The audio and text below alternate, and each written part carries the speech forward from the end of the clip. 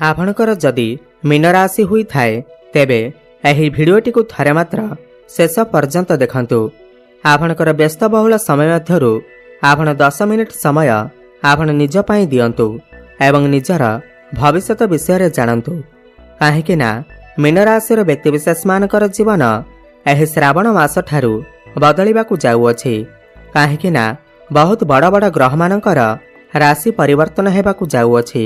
शनिदेव वक्र चलन करुछंती। बुध शुक्र एवं मंगलकर मध्य राशि परिवर्तन हेउअछि।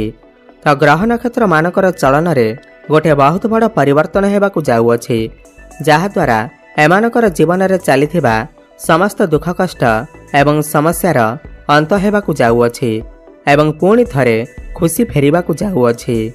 देखंतु बुध शुक्र एवं सूर्यंकर राशि परिवर्तन हेउअछि।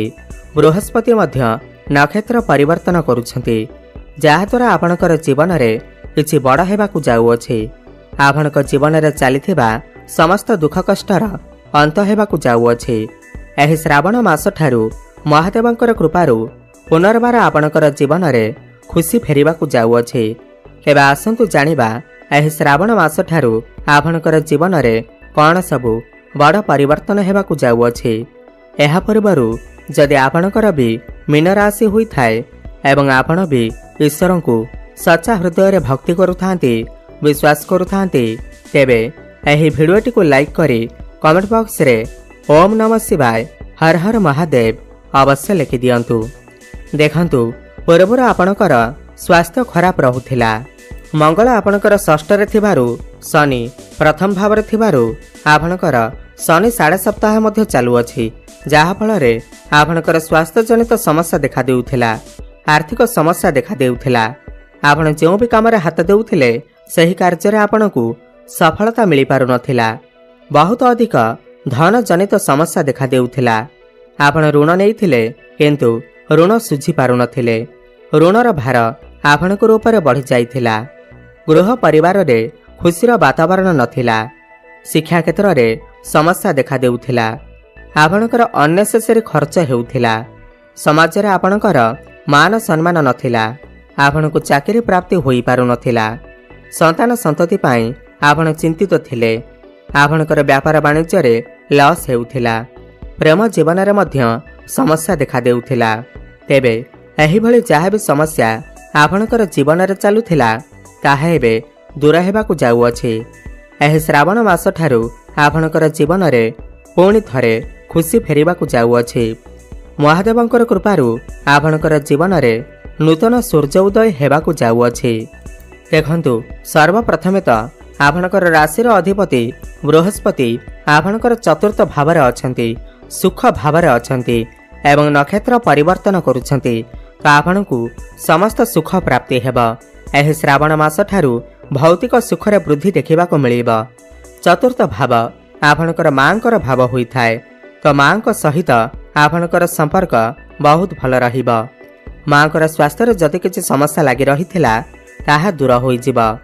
चतुर्थ भाव भूमि प्रॉपर्टी नूतन गृह एवं जानवाहन भाव होई थाए।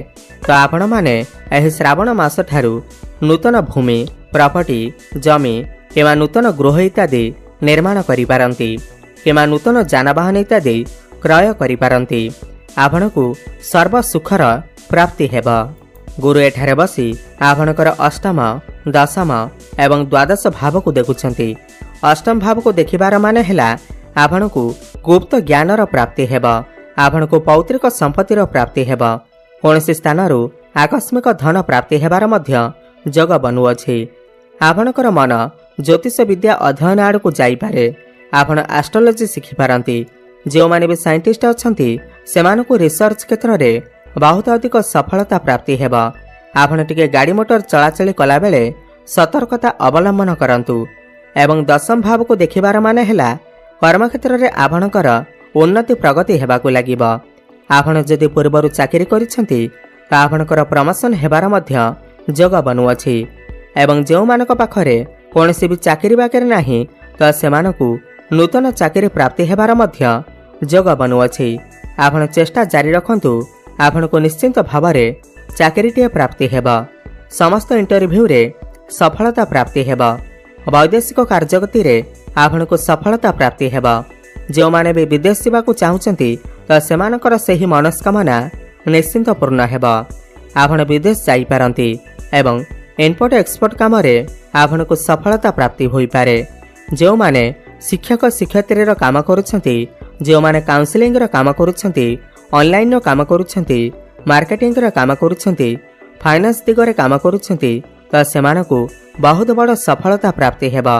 कर्मस्थान रे आपनको सम्मानित करा जाई पारे। ऊपर ऑफिसरकर सपोर्ट आपनको प्राप्ति हेबा। देखंतु शनि आपनकर प्रथम भाव रे बकरी चलन करने को जाउछंती। पूर्वर जहाँ भी किसी समस्या रही स्वास्थ्य जनित समस्या रही ताहा धीरे धीरे दूर हेबा। काहेकि ना शनि बकरी हेबा को जाउछंती। स्वास्थ्य समस्या दूर हेबा। आपण स्वास्थ्यवान अनुभव करिवे, किंतु आपनक भितरे अलसुआपण बढ़ी जाई पारे, जिद्दीपण बढ़ी जाई पारे। आपनकु टिके अधिक परिश्रम करने को पड़ी पारे। काहेकि ना शनि हेउछंती कर्मर कारक ग्रह, न्यायर कारक ग्रह। आपनक राशि पाई वर्तमान शनिकर 7.5 चालू अछि। कष्ट समस्या तो रहिबा, किंतु एही श्रावण मास ठारू आपनकर कष्ट रे किछि मात्रा रे कमी देखिबा को मिलिबा। देखंतु शुक्र आपनकर तृतीय भाव रे अछंती। आपण बहुत अधिक छोट मोट जागा को यात्रा करि पारंती। शुक्र निज राशि रे अछंती, बलवान अवस्था रे अछंती। आपनकु ऑनलाइन क्षेत्र रे सफलता मिलिबा। शुक्र एठारे बसी आपनकर भाग्य स्थान को देखुछंती तो भाग्य रे आपनकर वृद्धि हेबा। समस्त क्षेत्र रे भाग्य आपनकर साथ देबा। आपनको कम परिश्रम रे अधिक सफलता प्राप्ति हेबा। आपण कोनोसी बड़ कार्य आरंभ करि पारंती, बड़ इन्वेस्टमेंट करि पारंती। जो माने भी शेयर मार्केट, स्टॉक मार्केट एवं ट्रेडिंग रे काम करूछंती सेमानकु आकस्मिक धन लाभ हेबार मध्य जोग बनुअछि। आपनकर मन धर्म आड़को अग्रसर होई पारे। आपण कोनोसी धार्मिक स्थान को यात्रा करि पारंती। भाग्य स्थानर अधिपति मंगल मध्य आपनकर सप्तम भाव रे अछंती एवं सप्तम भाव व्यापार वाणिज्यर भाव होइथाय, वैवाहिक जीवनर भाव होइथाय। तो व्यापार वाणिज्य रे आपनको सफलता प्राप्ति हेबा। आपण कोनोसी नूतन व्यापार मध्य आरंभ करि पारंती। पार्टनरशिप रे आपण किछि व्यापार वाणिज्य आरंभ करि पारंती। आपनकर डेली आमदानी रे वृद्धि देखिबा को मिलिबा। फाइनेंशियल ग्रोथ हेबा। काहेकि ना मंगल केंद्र रे विराजमान अछंती। आपण पैसा किछि संचय करि पारिबे। देखंतु बुध एवं सूर्य आपनकर पंचम भाव रे बुधादित्य राजयोगर निर्माण करुछंती एवं पंचम भाव आपनकर शिक्षार भाव होइथाय, प्रेम जीवनर भाव होइथाय। एही श्रावण मास ठारू आपनकर प्रेम जीवन रे सफलता प्राप्ति हेबा। जो मानकर कथावार्ता बंद होई जाइथिला, ब्रेकअप आदि होई जाइथिला, सेमानकर पुणी थरे कथावार्ता होई पारे। प्याचअप हेबार मध्य संभावना बनुअछि एवं जो माने भी सिंगल अछंती सेमानकु नूतन पार्टनर मध्य मिली पारंती। आपनकु समस्त सुख प्राप्ति हेबा। भ्रमण सुख आपनको प्राप्ति हेबा।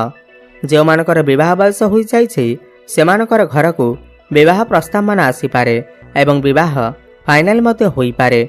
एवं जो दंपति माने संतानर कामना करुथिले तो सेमानकु संतान सुख मध्य प्राप्ति होई पारे। आपण चेष्टा जारी रखंतु। शिक्षा क्षेत्र रे आपनको अद्भुतपूर्व सफलता प्राप्ति हेबा। आपनकर जदि किछि कॉम्पिटिटिव एग्जाम अछि, सरकारी स्तर रे परीक्षा अछि, तेबे आपनको निश्चित भाव रे सफलता प्राप्ति हेबा। काहेकि ना सूर्य आपनकर पंचम भाव रे विराजमान अछंती। देखंतु शिक्षा क्षेत्र रे आपण उच्च शिक्षा करिबा पई बाहर को जाई पारंती एवं कोनोसी नूतन स्थान रे एडमिशन नेई पारंती। समस्त एग्जाम रे आपनको सफलता प्राप्ति हेबा। तो मोटामोटी देखा गले यह श्रावण मास ठारू मीन राशि व्यक्ति विशेष माने समस्त क्षेत्र में उन्नति करने को जाउछंती। अधिक शुभफल प्राप्ति करने आपण प्रत्येक दिन माँ लक्ष्मी आराधना करंतु। प्रत्येक गुरुवार दिन कदली गछ मूल हलदी पानी अर्पण करंतु एवं बृहस्पति बीज मंत्र जप अवश्य करंतु। ओम ग्राम ग्रीम ग्रोम सह गुरवे नमः 108 थर प्रत्येक दिन जप करंतु। शुभफल प्राप्ति हेबा एवं हनुमान चालीसार पाठ करने सहित प्रत्येक दिन सूर्य को जलार्घ्य अर्पण करंतु।